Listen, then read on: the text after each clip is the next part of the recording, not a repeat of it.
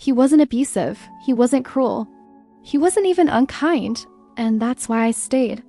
Because leaving someone who hurts you is easy to explain. You show people the bruises, visible or invisible, and they nod. They understand. They say, you deserve better. But leaving someone who simply doesn't see you? Who exists beside you like furniture? Who loves you in theory but not in practice? That feels selfish. It feels ungrateful. It feels like you're the problem. And so you stay. You convince yourself that wanting more is asking too much. That loneliness is just the price of partnership. This is the story of how I learned that sometimes the most dangerous relationships aren't the ones that destroy you quickly. They're the ones that erase you slowly. It wasn't always like this. In the beginning, he was everything I thought I wanted. Reliable, steady. The kind of man who showed up when he said he would. Who didn't play games. Who didn't make me guess. After years of dating men who were all passion and no follow-through, he felt like solid ground. I remember our third date. We were walking through the park at sunset and he stopped to tie my shoe without me even asking. It was such a small thing, but it felt like being cared for. He'd text me good morning, ask about my day. Remember the little things that I hated cilantro, that I was nervous about a work presentation, that my favorite color was that specific shade of blue you only see right before dawn. I thought I found someone who actually paid attention, and maybe for a while he did. Or maybe I just wanted to believe it so badly, but I saw what I needed to see. I can't pinpoint exactly when it changed. That's the thing about slow erosion, you don't notice the ground disappearing until you're standing on the edge. It started small. The good morning text became occasional, then rare, then nothing unless I sent one first. Date nights shifted from weekly to monthly. And when we did go out, he'd spend half the evening on his phone, nodding absently at whatever I said. I told myself he was stressed. Work was demanding. He was tired. But here's what I didn't want to admit. Stress doesn't erase love. It reveals its depth. And what I was seeing was shallow. The conversations that used to last for hours, about dreams, fears, stupid hypotheticals like, would you rather fight one horse-sized duck or 100 duck-sized horses? They disappeared.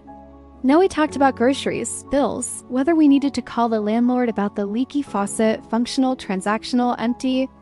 He showed up, paid bills, answered text.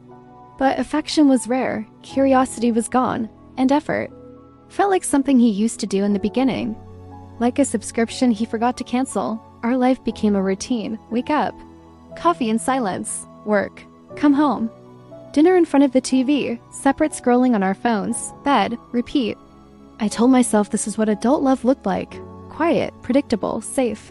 That the butterflies were for teenagers. That real love was about partnership, not passion.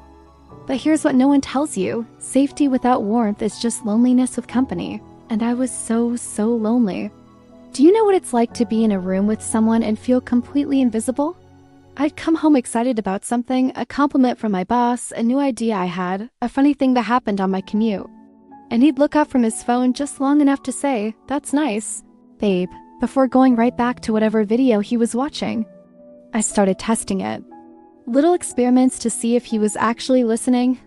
I'd change details in stories I'd told him before. He never noticed.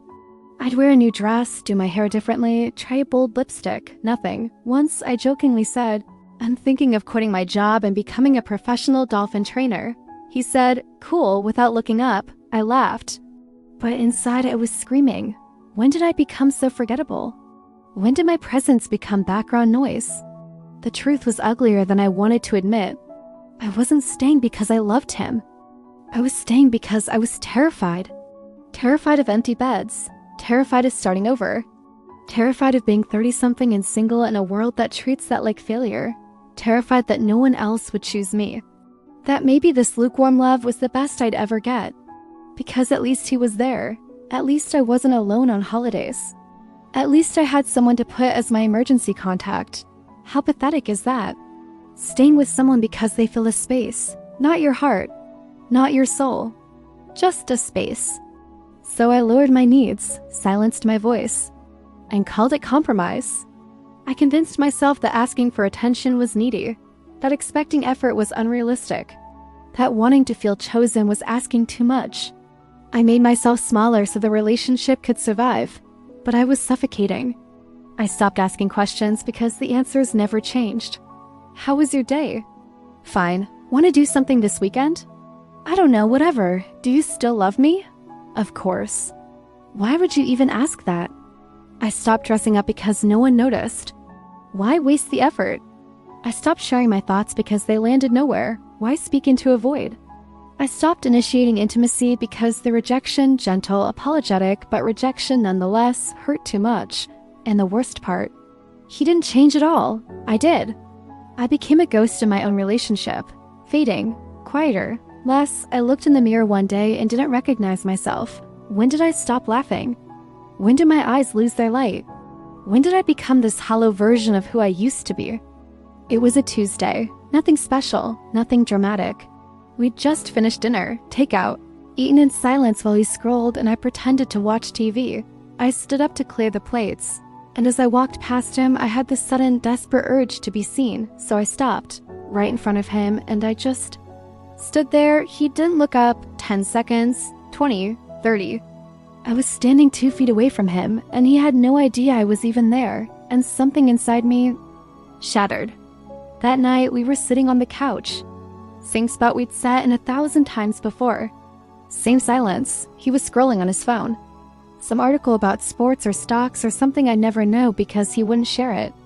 I looked at him, really looked at him, and realized something that scared me more than being alone.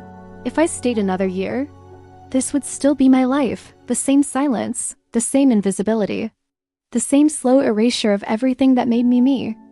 And no one was coming to save me. Not him. He was perfectly content, not my friends. They didn't know how bad it had gotten because I'd hidden it so well. Not fate or destiny or some magical wake-up call. If I wanted a different life, I had to choose it. I didn't announce it dramatically. I didn't scream or cry or throw dishes. I just said quietly, almost to myself, I feel lonely even when you're here. He looked up, actually looked up. For the first time in months, I had his full attention. What? I feel invisible.